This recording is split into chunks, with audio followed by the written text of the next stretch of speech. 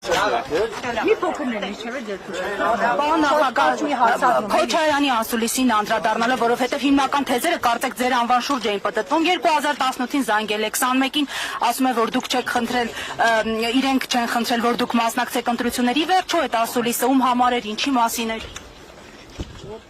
Ես ինչու ենթադրություններ անեմ, թե մեկ այլ քաղաքական գործչի ասուլիս ում համար էր, երևի հանրության համար էր։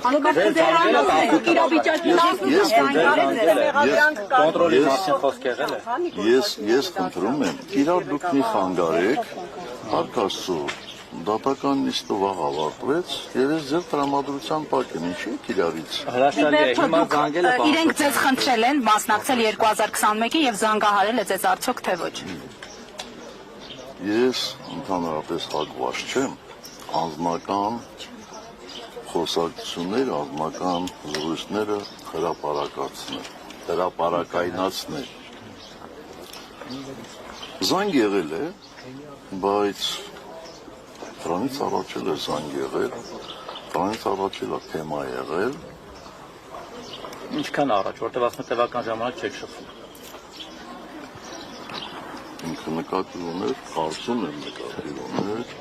այսօրվա պարագան, բայց 18 թվականին այդպես չէ։ Ամենայն դեպս այդ մանրամասները ինչ հետաքրքիր է։ Ես մի բան կարող եմ հստակ ասել, որ ցանկացած մանրամասն, ցանկացած ձեզ հետաքրքրող փոքրիկ հարց, ես կարող եմ բարձրաձայնել միայն այն ժամանակ, երբ ես նպատակահարմար համարեմ։ Իսկ 21 թվականի վերաբերյալ Դու այդ ուր ես շտապում։ Իրար հետ ենք շտապում, ցավացքի մեջ։ Պետք չի։ Իմ լեքսիկոնը, ու կարծում եմ երևի մի 10-15 տարի հետևում է, երբեք լսել եք այդպիսի բան, կոնտրոլի տակ, ես չունեմ այդպիսի բան, այդպիսի բառապաշար,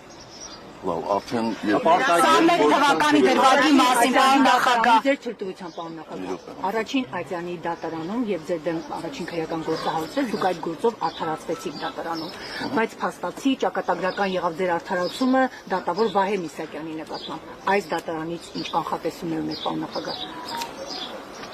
Կանխատեսումներ անել էլ իմ գործը չի, բայց ես հույս ունեմ, որ այս դատարաններ մանրամասն կքննի եւ կհամոզվի մեղադրանքի աբսուրդային լինելու մեջ։ Պարոն Սարգսյան, որքան էլ դուք փորձեք մանրամասներ չասել, ամեն դեպքում հրապարակում արդեն կա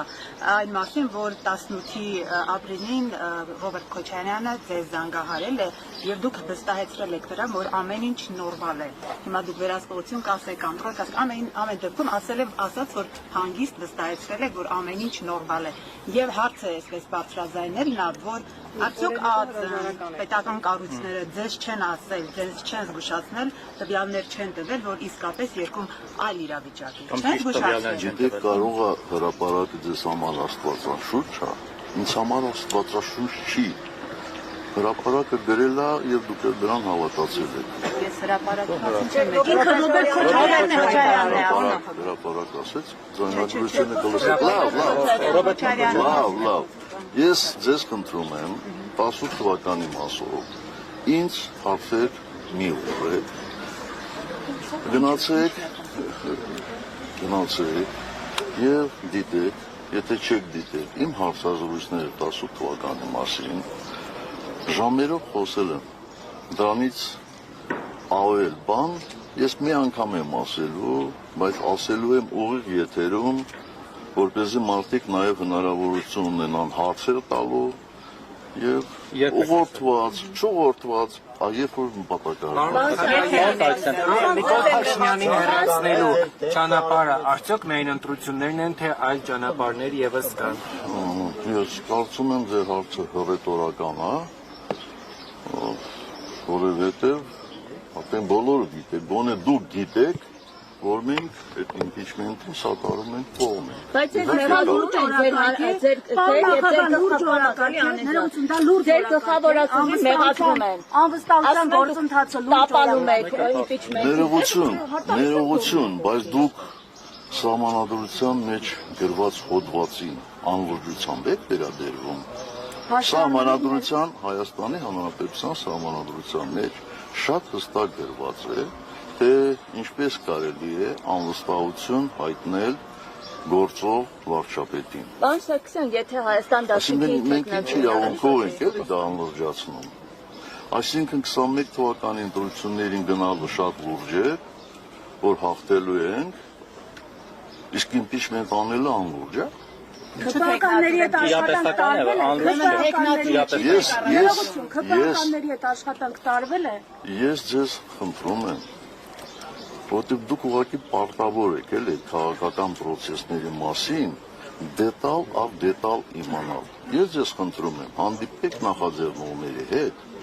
եւ մանրամասն ձեզ կբացատրեն, թե որ փուլում են իրանք հարմար գտնում քպականների հետ բացատրական աշխատանք վարելու։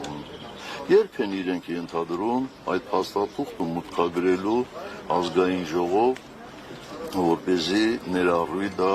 օրակարգի մեջ եւ ընդհանրապես process-ը ինչպես են իրենք պատկերացնում։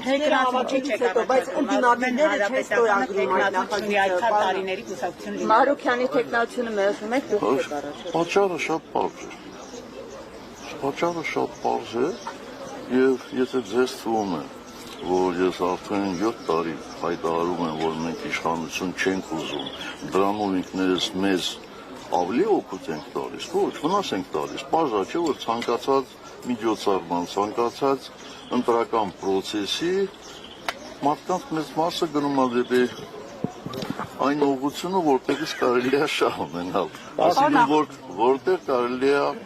ներառվել։ Մի շատ պարզ պատճառով ենք դա ասում, որտեղ մենք ի տարբերություն շատ շատերի գիտակցում ենք, որ եթե մենք տեխնացու առաջադրենք, ապա հակադրությունը ոչ միայն ԿՊ-ի կողմից է լինելու, շատ պարզ է, չէ՞, ավելի մեծ հակադրություն է։ Մենք փորձում ենք գնալ ավելի քիչ դիմադրության հանդիպելու ճանապարհով, որպեսզի հնարավորինս շուտ կարողանանք Հայաստանում իշխանապահություն։ Իսկ Հայաստան դաշինքի առաջադրած տեխնացուի մասով դիմադրություն չի լինի։ Ես չգիտեմ, չէ։